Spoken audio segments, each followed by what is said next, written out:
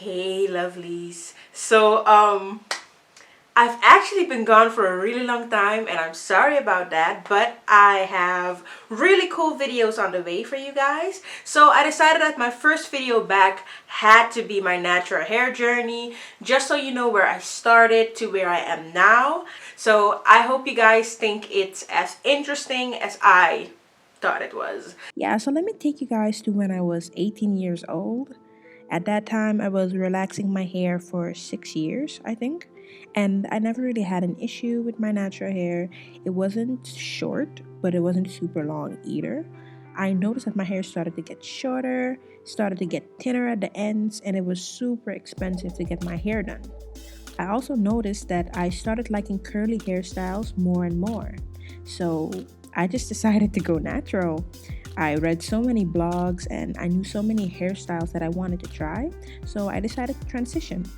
The first style that I tried was a Bantu knot out, and yeah, that was a fail. Because I was able to make a cute ponytail out of it, I was just like, you know what?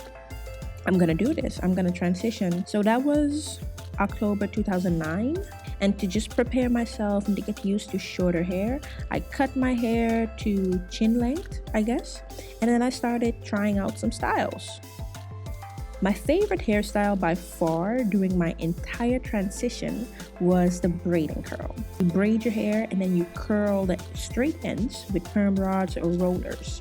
And it was really easy to try, and I loved this hairstyle so much. This really became one of my staples, and this hairstyle is actually the reason why I could transition for as long as I did, for over a year. And I probably could have transitioned longer if I wanted to. I also tried other hairstyles. I tried bunning my hair, and that was good for a while. But as my natural hair started to grow, my hair started to really tangle when I wore it in a bun. So that wasn't good. I briefly also wore mini twists, but nah, that was nothing special.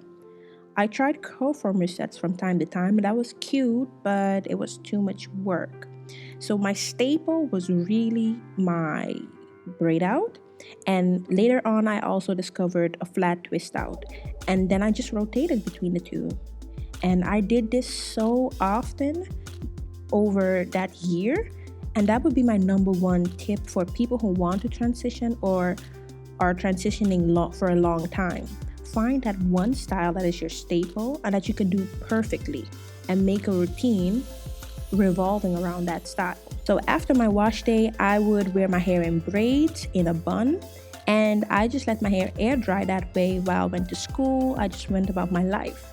And then when I wanted to wear my hair out, I either took out the braids and wore them in like a cute hairstyle while I would hide the straight ends, or I would prep it for my braid out.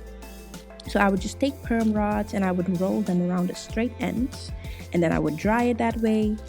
I would take them out and I would stretch my hair like this. Then I had my braid out. So yeah, that was my routine, and I managed to transition for over a year. And I could have gone longer. From the beginning of my transition, I kept taking pictures and seeing my new growth, and I saw it grow. And I was just so curious that honestly, I started randomly cutting pieces of my hair all over my head. And I was so in love with my curls. So my big chop was actually totally unplanned. This was somewhere in November 2010. And I had started snipping some of the ends again.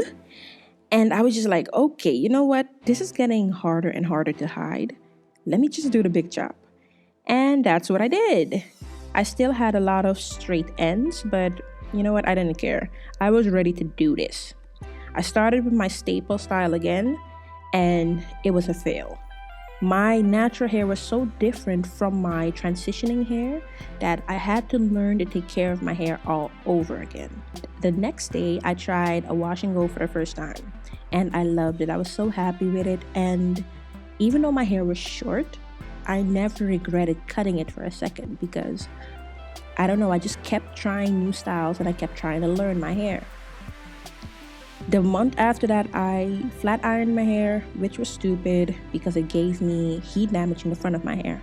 But whatever. I kept it moving. I tried more wash and goes. And the fun thing was, because I took so much pictures, I saw my growth little by little, and I saw how much shrinkage I had. So I started to try out styles that stretched my hair as well. I did mini twists. I did twist outs. I loved twist outs. I also tried the crochet braids, and I tried a lot of updos. And as the years passed, I just experimented and enjoyed my hair, honestly. I wasn't that super focused on growth, but I was happy to see how my hair had evolved through my transition to when I was natural and how my hairstyles looked different. And then in 2012, I decided to color the ends of my hair, and it was pretty. Don't get me wrong, I loved it. I loved the result, but I didn't know how to care for colored hair back then. Over the years, I had to cut a lot of damaged ends. I was still able to see my hair grow and see a difference from where I was then to where I started. So yeah, flash forward to now, I like my big hair. So yeah, I just wanted to show you guys how I transitioned 5 to 6 years later with ups and downs, having to cut out damage. I was still able to grow my hair, and I'm still growing it out now. I hope you get an idea of what you can do and the styles that you can wear while transitioning your hair. So yeah, that was it. I hope you enjoyed this video. If you enjoyed this video, give it a thumbs up and let me know if you want to see more videos on transitioning. I'll be a lot better with uploading, I promise. Stay tuned, because this coming Sunday, I'm uploading a get ready with me, showing you how I did this makeup and how I achieved my blowout, kind of like a heatless blowout. Okay, have a wonderful day. Bye.